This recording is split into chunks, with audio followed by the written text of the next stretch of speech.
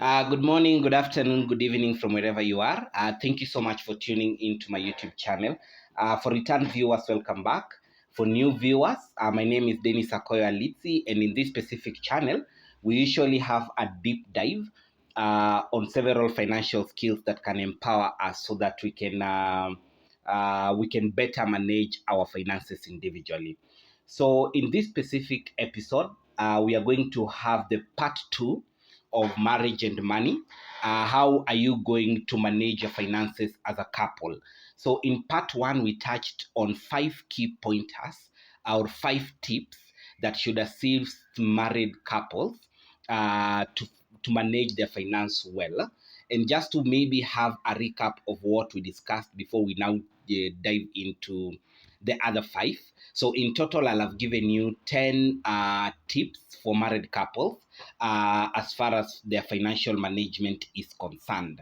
So, in part one, we touched about the first point was open communication. So, open communication was key when it came to finances and also married couples. Then we also looked at setting up a joint budget. The number 3 was decide on account structure. Do you want a joint or an individual account? What works best for you? That is what you should also look at. Then the fourth one was assigning financial responsibility. Who does what when it comes to financial responsibilities? What does the husband do and what does the wife do? And this is something that you need to sit down and talk with your spouse. So it is not something that you will benchmark elsewhere and bring it. You sit down, you see what works best for us, and that is now what you work with. Then the last one was building a joint emergency fund account. So as a couple, we also have a deep dive on what are the importance of having an emergency fund account. So for today's topic, you're also going to look at 5 key pointers or 5 tips that should assist married couples in just improving on their financial management. Remember, if you enjoy the content that I share here on financial skills, kindly just like and subscribe the video at the bottom of your screen. It should just be down there somewhere. So without further ado, let us get into the topic of today. So the first topic that you're going to look at as a married couple, you are there with your husband. What should you do? You should plan together for major expenses. So that is something which you should do. Plan together for major expenses. Now, as I said in part one, when you are coming together and you're already husband and wife, you should define what are our short-term goals and what are our long-term goals. So when you have this definition clearly written down and everyone is clearly working towards meeting those goals, then the good thing you're supposed to look at, how are we now going to save towards our specific goals or agenda. So this is now where you sit down and decide, okay, we have now decided, we now have our short-term and long-term goals as a couple. Now, what are we going to save towards? How are we going to save towards? Or how much should we be setting aside so that we will be able to meet? Maybe you want to buy a car, maybe you want to build a house, maybe you even want to invest. Now, how will you go and save towards you meeting that specific objective? And then you're also supposed to prioritize goals together. So you are here, you are a couple, you have already set your short-term and long-term goals. You already have a list of the things that you want to achieve. But now key thing is prioritize it. What comes first? At the end of the day, if you list things from number 1 to 10, at the end of the day is what comes first. You'll find that even whatever you had listed as number 10 is the one that should be given the first priority. Maybe you want to build a house. Maybe you want to buy a car. Your husband or wife wants to do masters. What else? Maybe you want to go for a vacation after 2 years. But what comes first? Is building a house more important than getting a car? Is getting a car more important than having that investment? Is doing an investment more important than you two going maybe for a vacation? What comes first? So yes, you have the short-term and long-term goals, but you need also to do something that is called prioritizing. Prioritizing will help you better manage your finances as a couple. So remember, on this point, we are looking at plan together focus on the major expenses. You need to have alignment on the short-term and long-term goals. Then you need to prioritize, and that's when you also need to save towards what you have planned to achieve as a couple. Then the other thing that I think we really need to look at is debt management strategy. In some scenarios, you find out that you're seated in the house, then after some time, there are Shylocks knocking at your door, and you're wondering, okay, why are you knocking at my door? Then they start giving you this strange story. Oh, your husband or your wife came, took a 2 million loan, and we are here because he's delayed in payment. And you're like, I was never told anything like this. Another thing, maybe I've bought you a car, I'm your husband, I've bought you a car, or vice versa, and one day you're driving it down the highway and automatically it goes off. You call your mechanic and your mechanic is like, my friend, your car was being tracked somewhere else, and unfortunately you need to contact that company. You call that company and it turns out that maybe the premiums have not been paid. Your loan repayment, you have delayed on your loan repayment. Why? Because couples are not talking to each other. People are working in silos. You're in a marriage, but you prefer working in a silo. So before you get into marriage, you are supposed to understand that two becomes one. So you are supposed to talk to each other. If you want to take a loan, please discuss it with your spouse until you reach a point where you all agree. Then proceed. Let everyone be in copy of what you're doing. But when I'm talking about debt management strategy, how are you supposed to do this? So first of all, you're supposed to have an open discussion about debt. Do we really need this money? Can we do away with it? Or what are the effects if we don't take that loan? Will we stop surviving? Do we really need to buy this car on a loan? Do we really need to build this house on a loan? If so, do we have a proper payment plan that we can develop between you and I so that we don't fall short? And in any plan, do we have a backup plan? If the main plan fails, do we have a backup plan of continuing paying this loan? Because, hear me out. You've taken a loan, you've purchased a car, you've been repaying this loan, and you've only been left with 1 year, just 1 year, and you've paid this loan for almost 4 years. So 1 year left, everything stops working out. So you cannot continue paying this loan. The bank comes and repossesses that car, and you've lost your money, the money you've been paying for 4 years, you've lost your car, you've lost your dignity, you've lost your trust. Is it really worth it? So what I'm saying is, sit down with your spouse, have an open discussion about that debt. When you have agreed, then create a debt repayment plan.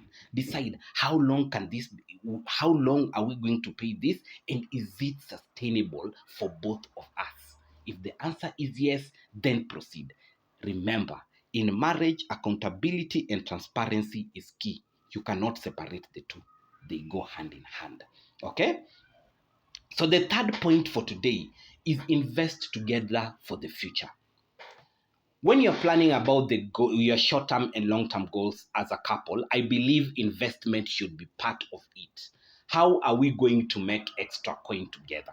So this is a discussion that you need to have. In some scenarios, you find out that somebody died elsewhere, and that's when you realize how many properties are on your name. You didn't know all of this when they were alive. They have invested, they have built properties, they have invested in shares, they have invested everywhere. And that's when you realize I was rich. In other scenarios, you have a joint account. Someone somewhere has gone and withdrawn the money, placed that money in an investment. The investment doesn't work out. That is when they come to you and tell you, hi, you see, on our joint account, I took that 5 million, I invested it somewhere, and it didn't work out. Surely. What happened to talking to each other? Come together, have a plan on investment. So we need to grow. As a couple, we need to grow. We've been together when maybe we were 300,000, our net worth was just 300,000, but how can we grow this so that we can also secure a brighter future for our kids? So that is a discussion that you need to agree on specifics of your investment goals. What are your goals as far as investment is concerned? Then research on investment options.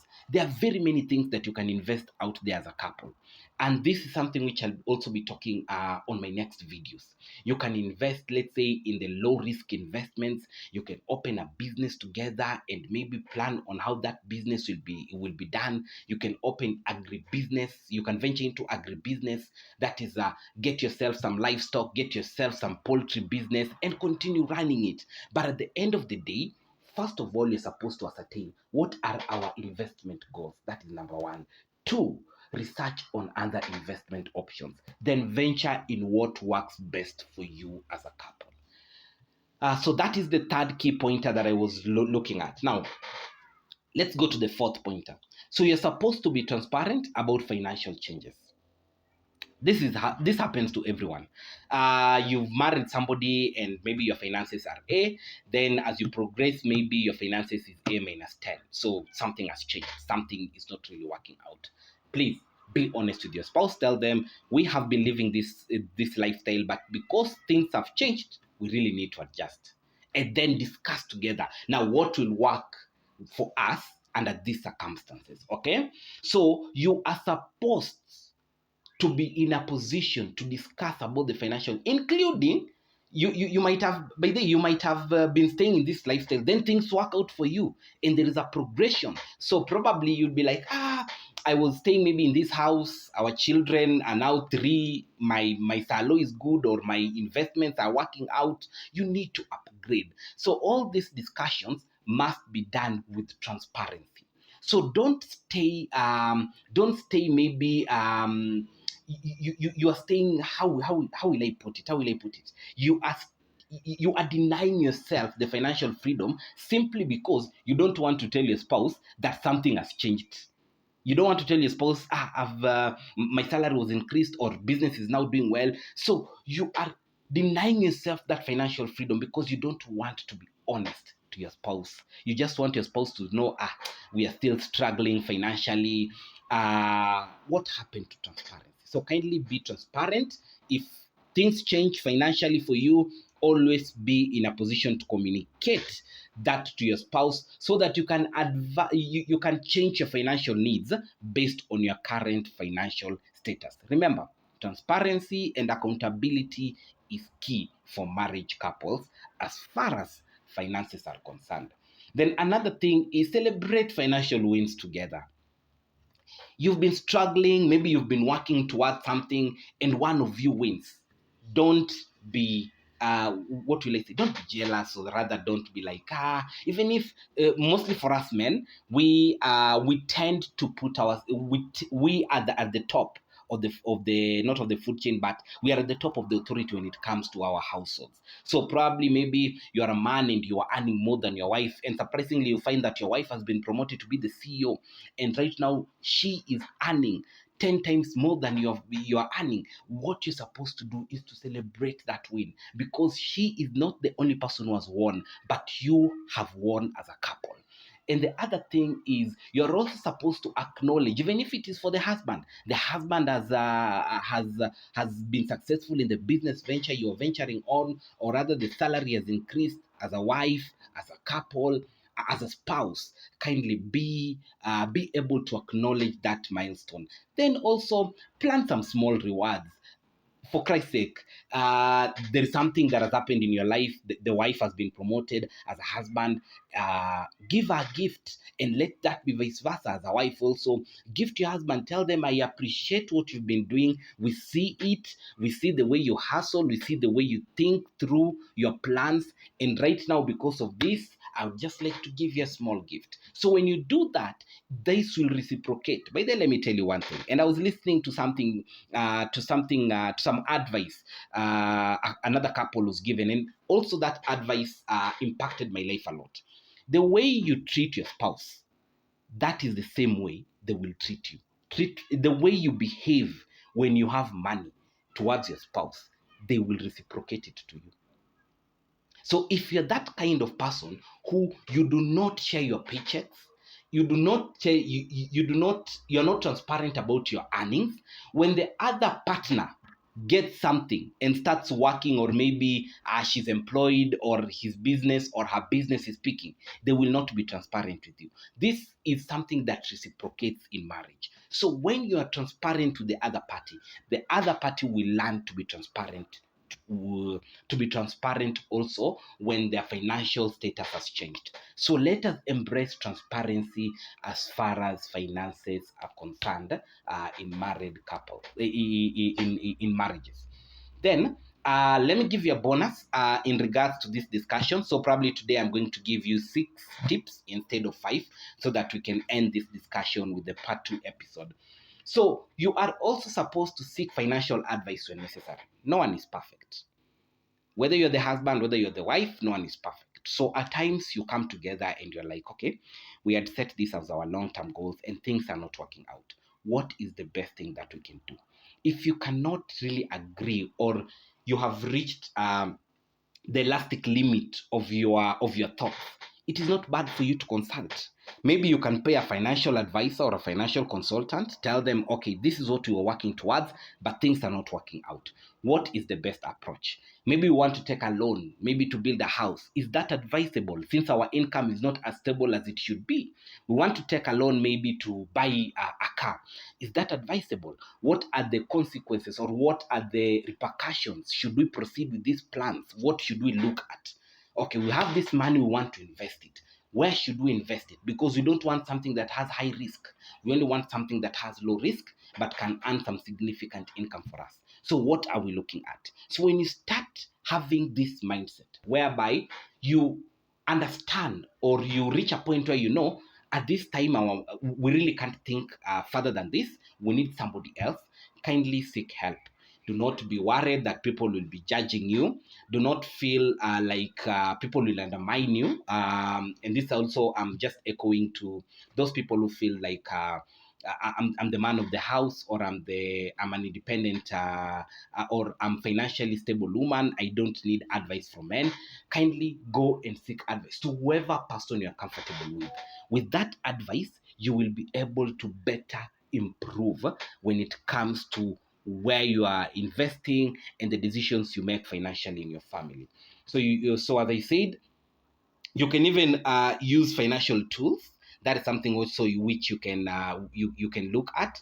And financial tools can assist you maybe in budgeting, can assist you even to calculate maybe the interest rates when it comes to you investing in low risk investments. So you can take leverage of that, use them, and I believe they will be able to sort you out. So what am I saying? When it comes to finances, accountability, when it comes to finances and married people, accountability and transparency is key. Communication is also key. Let us embrace this. And once you do that, you will realize that there will be a major shift when it comes to an improvement of your financial management as a couple. Thank you so much for watching this video towards the end. Kindly just remember to like and subscribe at the bottom if you like this content. And with that, I would like to wish you all a good and blessed day ahead. Have a good one.